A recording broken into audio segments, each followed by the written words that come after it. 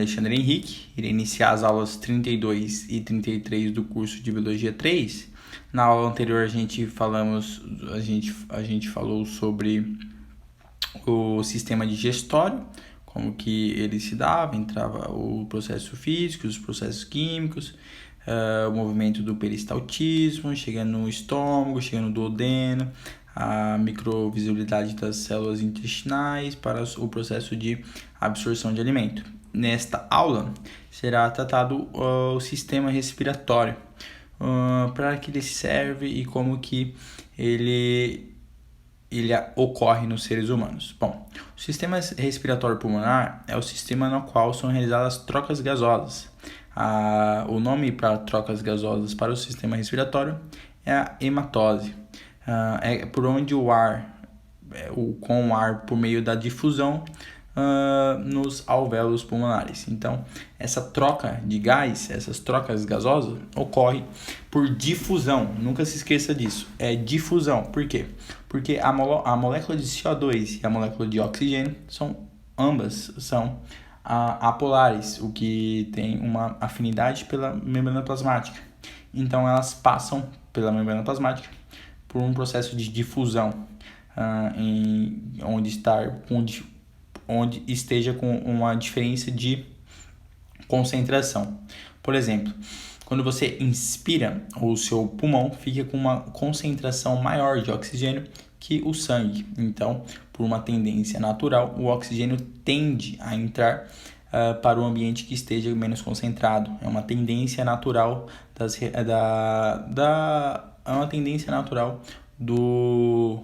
reações, do equilíbrio. Então, tende ao equilíbrio, o oxigênio entra para o sangue que está com pouco oxigênio. Enquanto que no sistema circulatório está com muita quantidade de CO2 do sangue venoso. Então, onde está muita quantidade, tende para uma menor quantidade, que vai para a expiração, que sai pela nossa expiração. Após a hematose nos alvéolos, o oxigênio é levado pelo sangue às células e utilização na respiração celular, que libera energia e desprende o CO2. Então, o oxigênio se liga à hemoglobina e vai para as células que estejam precisando de oxigênio para a respiração celular, principalmente a região cerebral, por causa do gasto energético do nosso sistema nervoso central, e também para as células musculares. Essas células musculares precisam de muito oxigênio para a respiração celular, para a formação da moeda energética, que é o ATP. Então, aqui está um diagramazinho. O sangue tem muito CO2, vai para o alvéolo, então perde CO2 do sangue.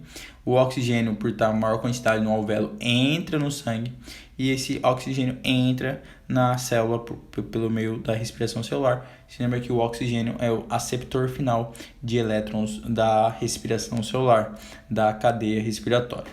Bom, como que ocorre, quais são os componentes do sistema respiratório?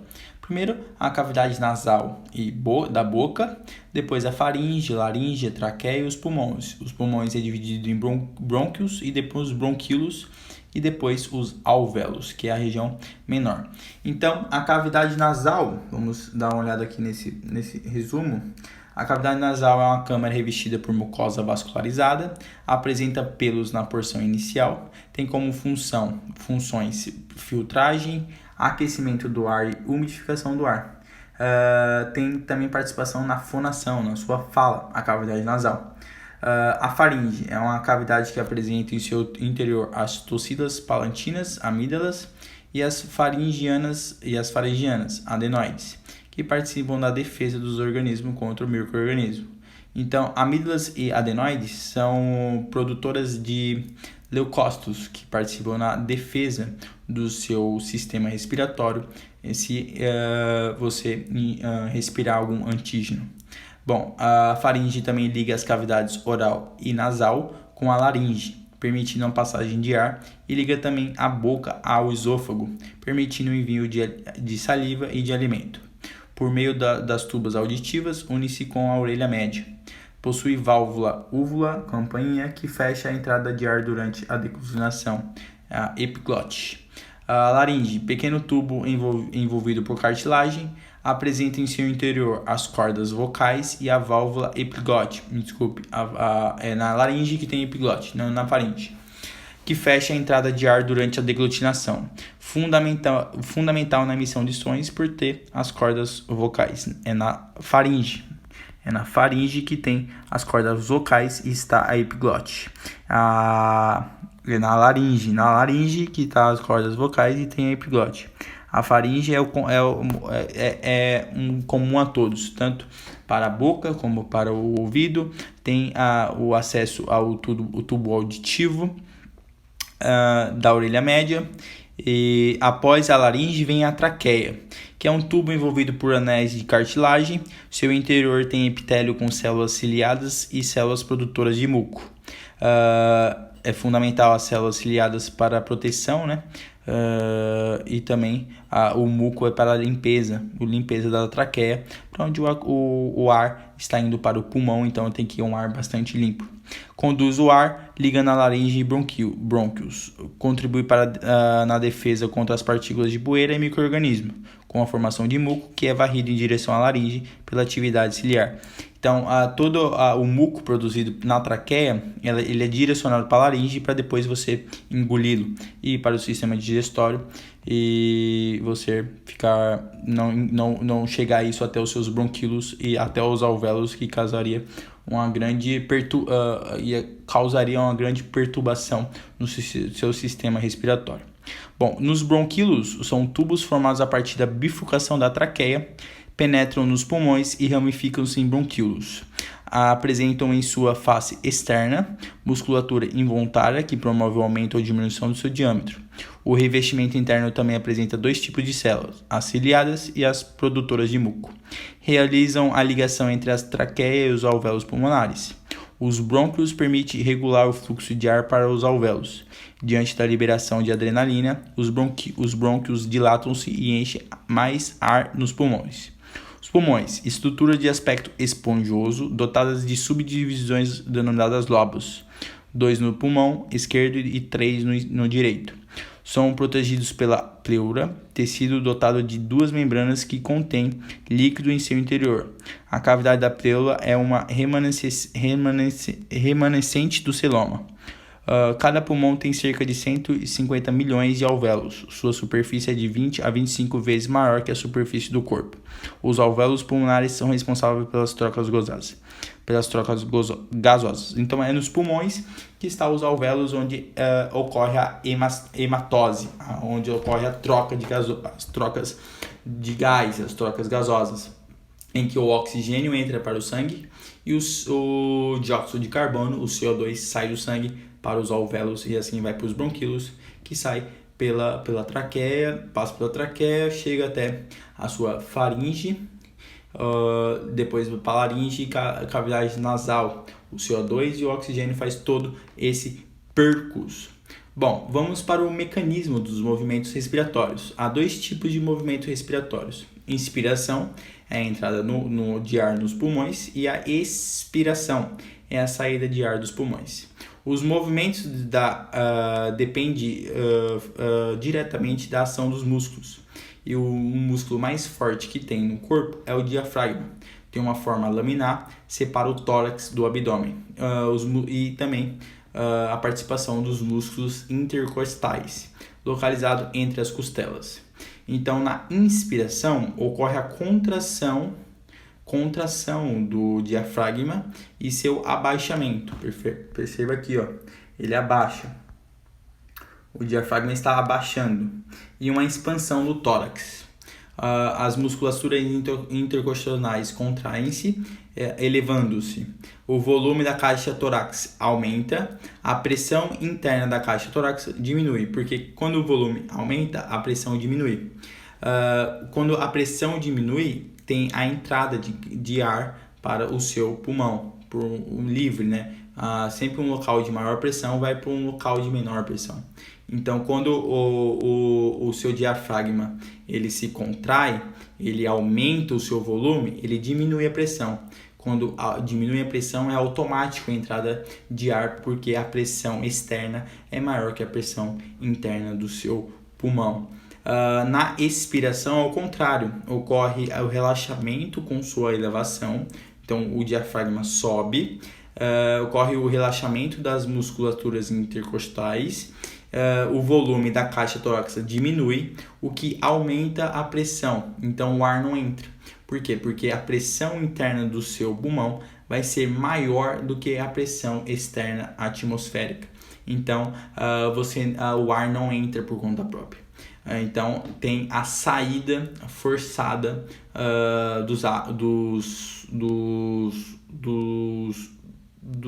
do ar dentro do seu pulmão. Ok? Então, quando você inspira, você contrai tanto o diafragma como também as musculaturas intercostais, você aumenta o volume, você diminui a pressão, o ar entra nos pulmões. Na expiração, você relaxa o diafragma se contrai, aumenta a pressão e você expira o ar que estava dentro do seu pulmão. Então é assim que é o movimento de inspiração e expiração, tem todo esse procedimento. Bom, vamos para os controles respiratórios. Quem controla a respiração é o bulbo, é uma parte do nosso sistema nervoso central. O bulbo é depois da ponte no sistema nervoso central e ele é bastante sensível. Ele é bastante sensível à concentração de oxigênio e ao pH. Então, quando a concentração de oxigênio no sangue baixa, o bulbo tem receptores junto com as artérias e as carótides que informam para o bulbo a concentração de oxigênio. Se está baixo, o bulbo aumenta o batimento cardíaco, fazendo você respirar mais e aumentar a concentração de oxigênio. Mas o bulbo também é sensível ao pH do sangue, porque como ele está numa região anterior ao cérebro, todo o sangue passa pelo bulbo. E ele sendo sensível ao pH, ele não permite que um sangue com pH muito ácido ou muito básico entre no sistema nervoso central, no seu cérebro. Então, com a variação do pH, ele ordena o coração aumentar o batimento cardíaco ou diminuir o batimento cardíaco para aumentar ou diminuir a inspiração ou a expiração. Porque qual é o fator que muda o pH do sangue? O acúmulo de CO2. Porque quanto mais CO2 você tem no sangue, ele reage com a água do seu sangue e forma um ácido carbônico, que é um ácido instável e forma o bicarbonato e o íon H+. Esse aumento de H+, deixa o sangue ácido. Quando o sangue fica ácido, o bulbo manda uma informação para o coração aumentar o batimento cardíaco, que faz com que você inspire e expire mais. Quando você expira e inspira mais, você diminui a quantidade de CO2. Ao diminuir a quantidade de CO2, como isso é uma reação reversível e tem um equilíbrio químico aqui, quando você, a lei de Le Chatelier, quando você abaixa o CO2, você joga o equilíbrio para os produtos, para os reagentes, que você diminui a concentração de H+. E assim você retorna o seu pH, que antes estava ácido, agora se torna um pH aproximadamente neutro, que é o pH do sangue. Então, quando você aumenta o oxigênio, você inibe o CR, que é o centro de respiração, e o ritmo respiratório diminui. Quando você diminui o oxigênio, você estimula o centro respiratório, que aumenta o seu ritmo cardíaco. Agora, quando você diminui o CO2, você aumenta o pH. Quando você aumenta o pH, você inibe o centro respiratório.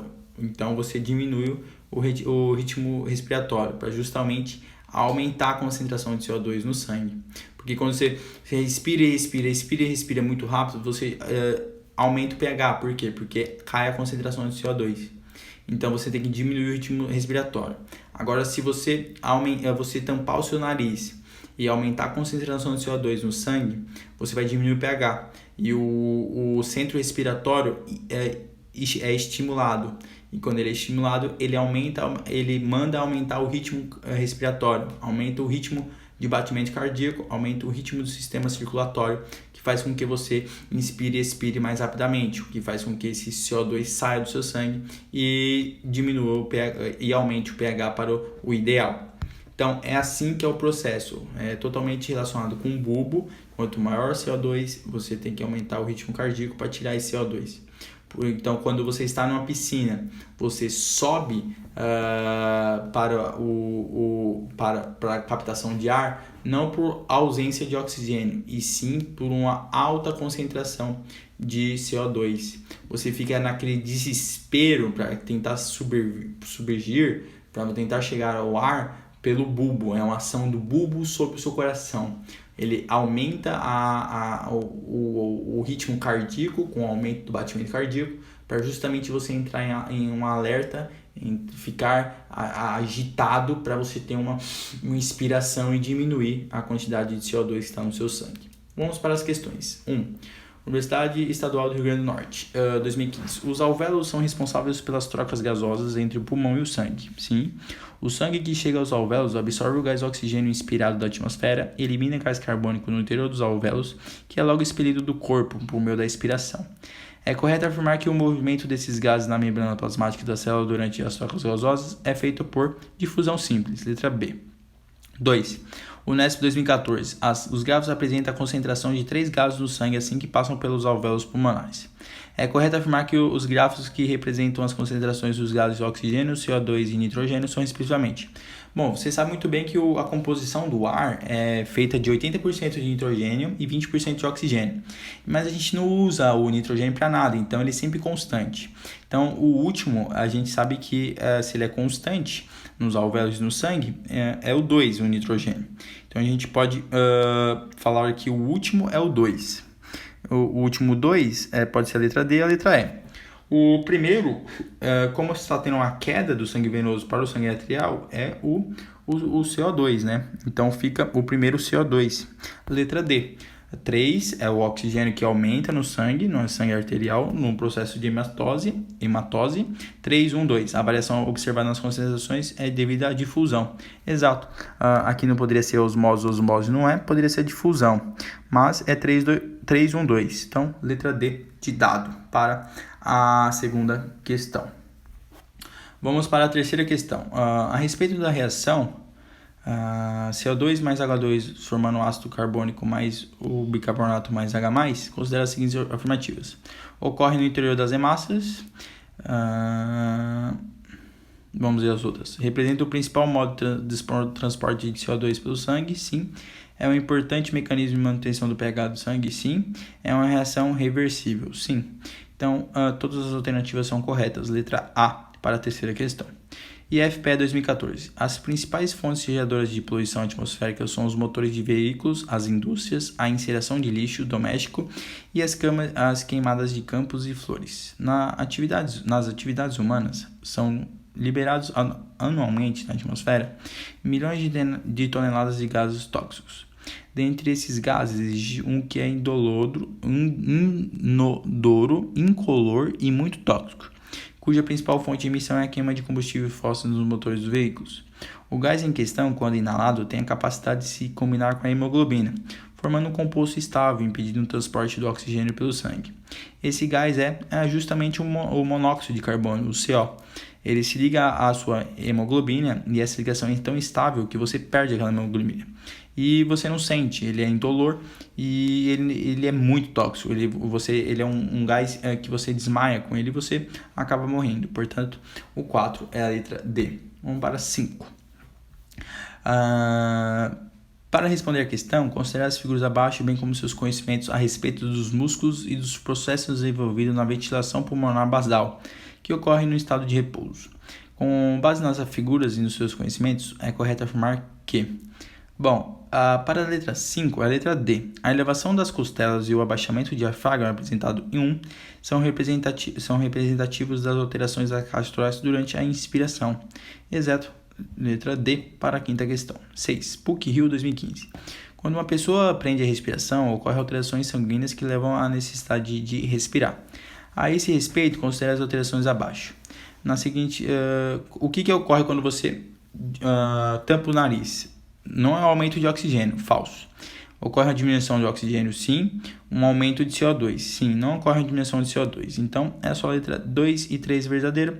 Portanto, ficamos com a letra D para a sexta questão. Vamos para a sétima questão, Unirio. O CO2 se difunde através das membranas biológicas e dos fluidos do corpo de modo bem mais eficiente que o oxigênio.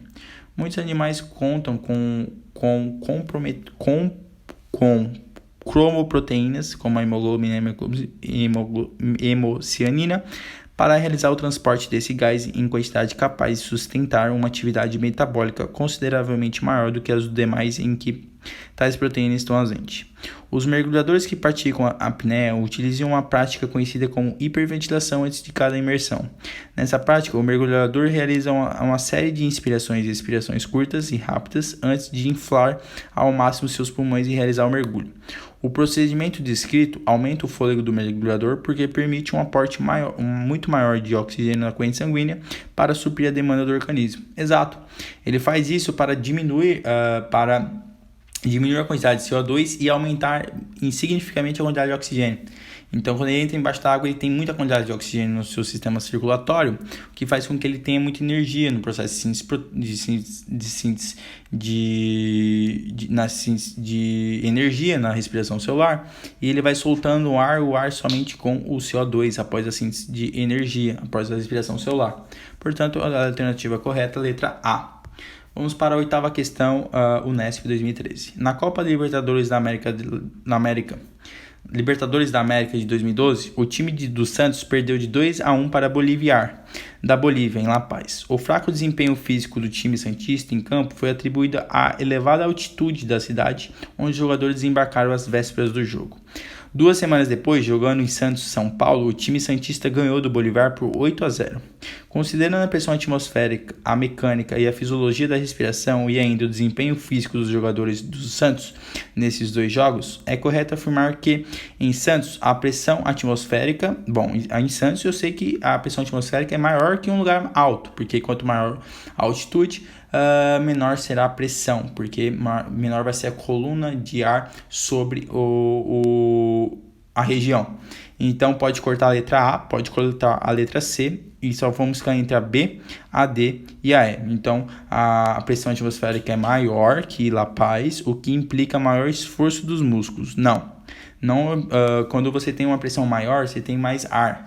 Que quando você está numa pressão menor, você tem um ar mais rarefeito, que você tem que gastar mais energia para conseguir inspirar esse ar.